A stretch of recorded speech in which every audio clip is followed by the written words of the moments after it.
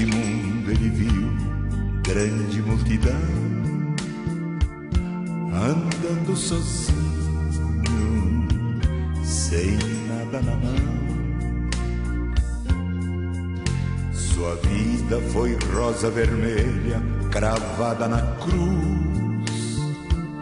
Quem passou por ele sentiu compaixão. A rosa murchando, sangrando, esvaindo em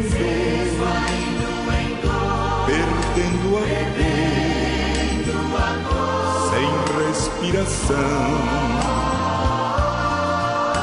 Mas o seu perfume se apega à mão que a esmagou, e quem a feriu concedeu perdão. Seu sangue vertendo, caindo no chão, 3 dias morrendo. Oh, que solidão!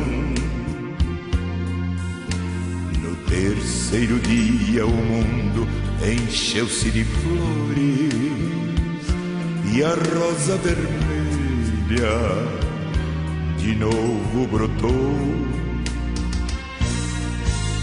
Jesus é o lírio dos vales, a rosa de Saron, até seus espinhos são marcas de amor.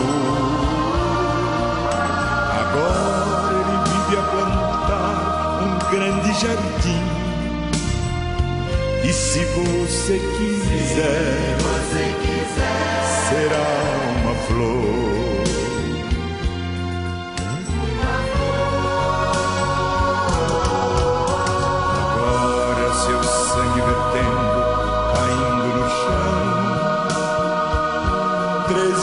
Morrendo, oh, que solidão! No 3º dia o mundo encheu-se de flores e a rosa vermelha de novo brotou. Jesus é o lírio dos vales, a rosa de Saron, até seus espinhos são marcas de amor.